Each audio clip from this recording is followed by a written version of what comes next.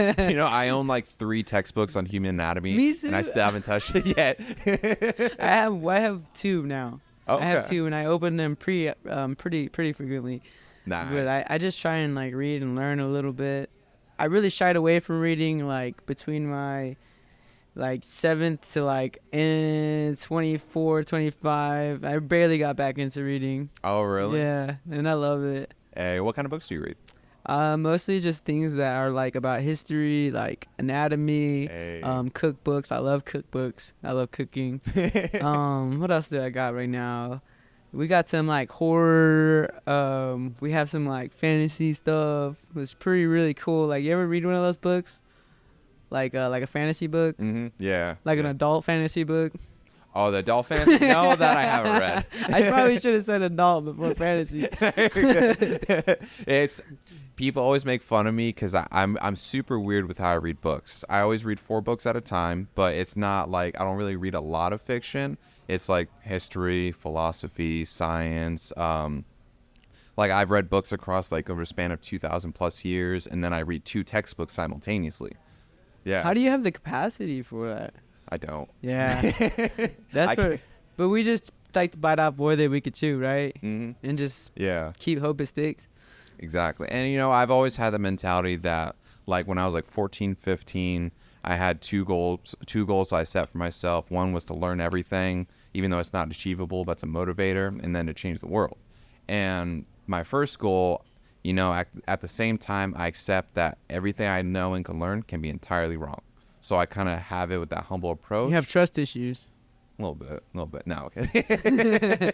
Everyone does. But like I've read like Socrates, for example. I talk about him all the time where like he questions everything that we know. Like at the end of the day, when you look at everything that we've learned now, it all came from someone before, and that someone learned it from someone else, influenced by someone else, and it's like keeps Trust going. me, bro. It's like that. Exactly. Trust me, bro. I know this that I'm talking Yeah. about. Yeah. Do you have a favorite book at all? Honestly, the one that I would say would be the astronomy book that me and my wife had gotten recently, because it really like taught us how to like map out the stars and like look at signs and shit, and we're Hey. like so into that. Dude, I'm like, yeah, you see that star over there by the moon? That means I'm gonna have a good day. Yeah, like it's really, and it's beautiful because it really like, I think I was getting like overwhelmed like. But like now I'm like, dude, like I'm just like literally a little person on a little planet, floating in the middle of big ass space. Like Yeah. it's perfect. Funny enough, that's one of my favorite subjects is astronomy. Astronomy. Yeah. Yeah. I've always loved just the concept of space, and like when I die, I'd rather be flown up into space and just float for eternity. That's so weird. It's Really? just so like cold, like not cold, but like, those stars just burn so bright and they're so far away. I just like, I don't know. This comes back to that. How do you know? Like, how do you know they're really up there? Mhm. Kind of thing. Like we can't. Are we actually in a dome? Yeah. Yeah. What is that movie? I Oh, with the. think I know what you're talking about. Oh, that was a good fucking movie too. That shit was sad when he like everything was a lie. And I'm like, dude. is Oh, that the Truman Show. Truman yeah, Show. that's Thank right. you. Told That's- you my memory was shot. It's okay, mine too. I flood my head with so much information that I've accepted I can't learn everything, but I go for the wisdom. But you can try. Exactly. Yeah. Exactly. Like I think one of my favorite subjects is definitely philosophy, because like I've read books like from ancient Greece, even across like other different countries, like Body, Mind, and Spirit by Nathaniel Armstrong. That's a book that I read too, and it was really cool to read about that. What is that like? More like what is it about?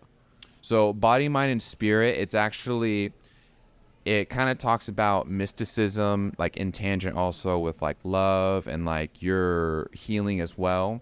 So like a story from that book was that there's this ancient kingdom, and the king was stuck in a crossroads where there's a massive plague running through his kingdom.